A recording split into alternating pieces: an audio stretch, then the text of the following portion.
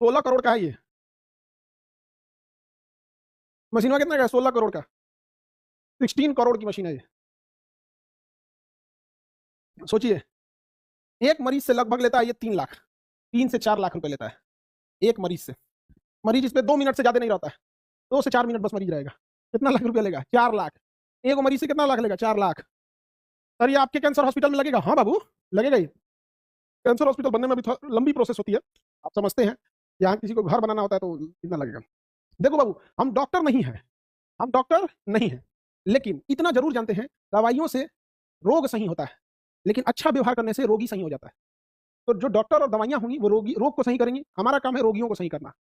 उनको थोड़ा सा एहसास होगा कि कमाने खाने वाली दुनिया में हॉस्पिटल में मरीजों को लगेगा कि उनका भी कोई है सुनने वाला। बहुत महंगी मशीन आती है, बाप रे बाप। बिजली बिल कितना लेती होगी सोचो। किसी को कैंसर नहीं हुआ है ना, अगर किसी को कैंसर नहीं हुआ है, ये मशीनवा पे लेटा दो, 2 मिनट इसको चला दो, इससे जुड़ा होगा, ना ही हुआ रहेगा तो ना कैंसर दे देगा।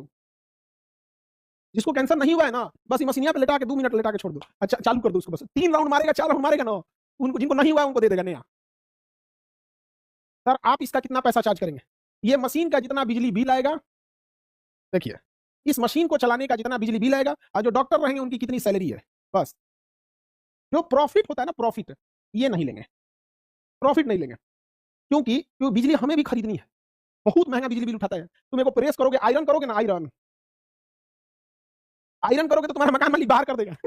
तुम अगर हॉस्टल में रहते हो बाबू, और तुम आयरन करोगे ना, कपड़ा प्रेस करोगे, तुम्हारा मकान मालिक बाहर कर देगा। तुम बस इस मशीन का आकार देखो कितना बड़ा है,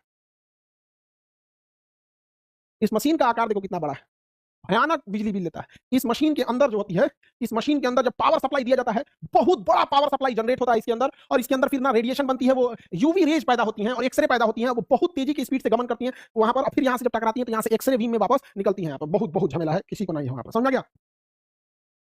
तो जितना होगा बउआ, देखो रीजन क्या है, इतनी बड़ी मशीन है, तो वो मशीन के लिए भी डॉक्टर भी, तो जो इसके डॉक्टर होते हैं, दो चीजों पर डिपेंड करेगा। जैसे मान के चलिए हम समाज सेवा कहें, डॉक्टर लोग कहें कि हमारा समाज सेवा नहीं करना, हमारा सैलरी एकदम हुमच के चाहिए, हमको सैलरी हुमच के चाहिए, तो भैया इसके लिए भी उपाय है।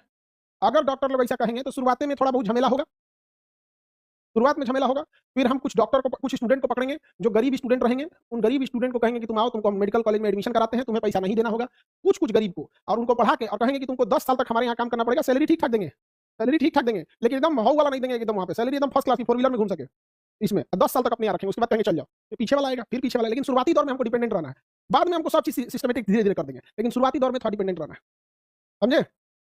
हमको अगर कोई डॉक्टर सताएंगे लोग कितना दिन, 2 से 3 साल, 2026 27, 2028 से तो हमारा खुद का डॉक्टर आएगा सब, जो गया है सब।